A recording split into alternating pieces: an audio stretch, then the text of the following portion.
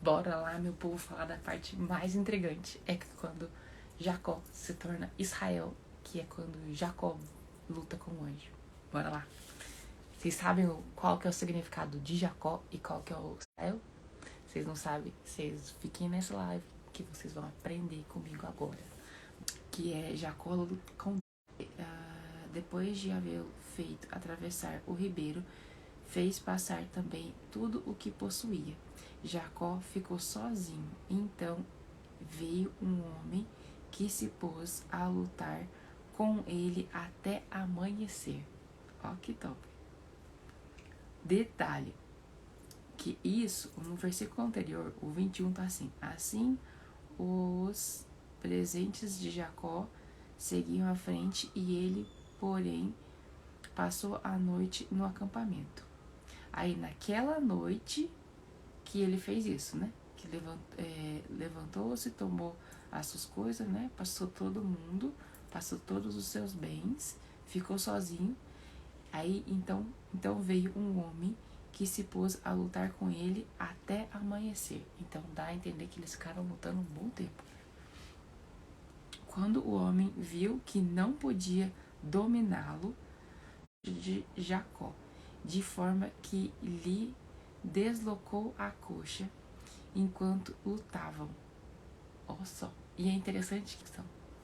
Vou continuar mesmo assim. Interessante que foi na coxa, né? E um fato curioso, acho que tá aqui pro finalzinho, eu vou deixar pro final. Tá assim. Lhe deslocou a coxa enquanto lutavam. Então o homem disse: deixe-me ir, pois o dia já desponta. Mas Jacó lhe respondeu: não te deixarei ir a não ser que me abençoe. Olha que doido. Veio o anjo, eles começaram a lutar. E o anjo desloca a coxa dele, né? E mesmo assim ele não para de lutar. E o anjo ainda fala assim: deixa, pra deixar ele ir. E ele fala: não vou te deixar ir enquanto você não me abençoar. E aí ele fala: o homem lhe perguntou: qual é o seu nome? Jacó, respondeu ele. Então disse o homem: seu nome não será mais Jacó, mas sim Israel, porque você lutou com Deus e com homens e venceu. Ó, que top! Jacó significa, lembra que ele nasceu Esaú e ele nasceu logo depois, que é o seu irmão gêmeos, né? Ele nasceu logo depois agarrando o pé do irmão. Então, Jacó tinha dois significados, que era ele agarra o calcanhar ou ele age traiçoeiramente ou traiçoeiro, né? Era o significado de Jacó. E aí o anjo fala para ele que ele não vai mais se chamar Jacó, mas sim Israel. E olha o significado de Israel. Israel significa ele luta com Deus. Então, porque você lutou com Deus e com homens e venceu. Então o significado do nome dele já é outro. E eu adoro essa mudança de nome que tem quando Deus dá um outro nome para as pessoas, porque fica relacionada ao propósito dessa pessoa ou ao chamado dessa pessoa, né? E eu acho muito interessante. Aí de traiçoeiro ou daquele que agarrava o calcanhar, ele agora é Israel. Ele luta com Deus.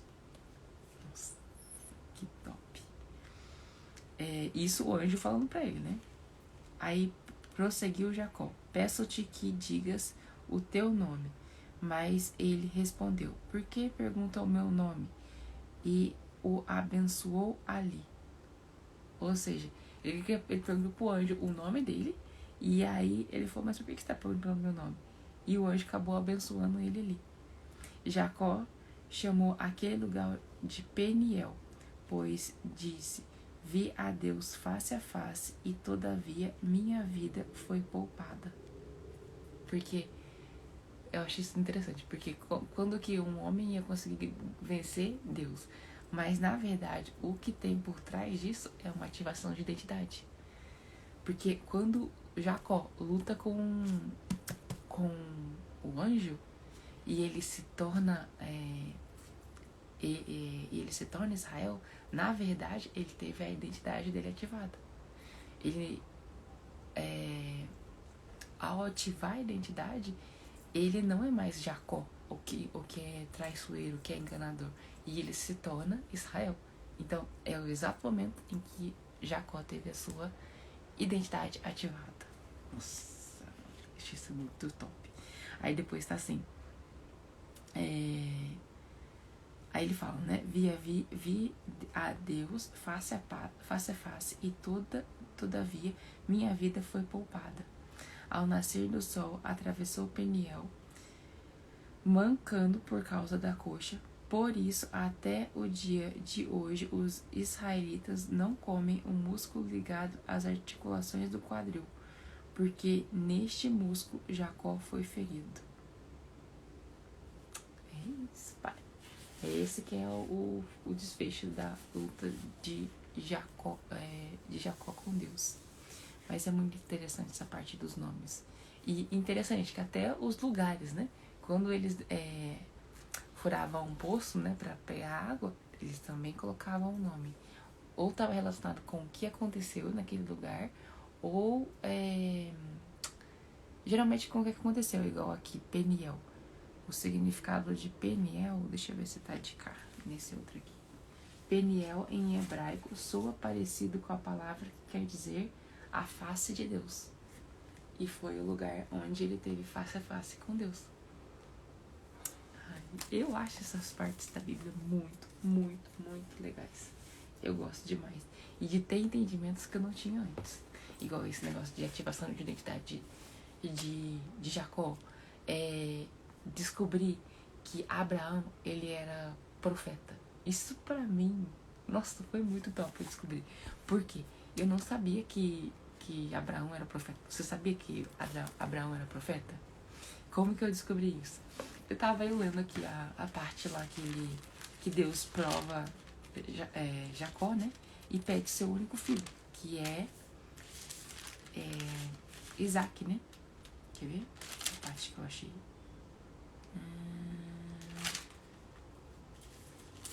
Onde que tá? Vou achar aqui pra te mostrar. Só um minutinho. Aqui, ó. Deus prova Abraão. E aí, o que tá acontecendo? Qual que é o contexto? Eles estão subindo um morro.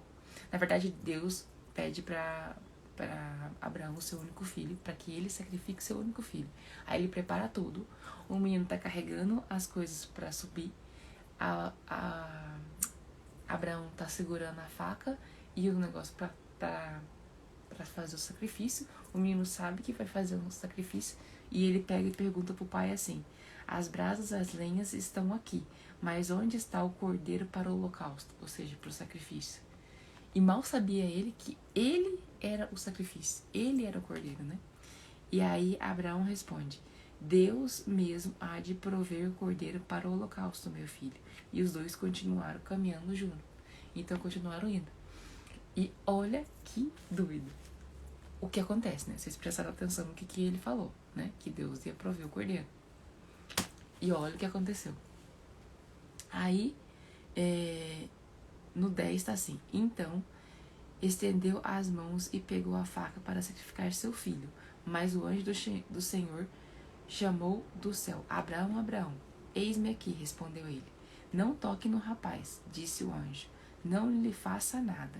Agora sei que você teme a Deus, porque não me negou seu filho, seu único filho. Abraão ergueu os olhos, viu o carneiro preso pelo chifre num arbusto. Do nada aparece um carneiro enroscado no arbusto.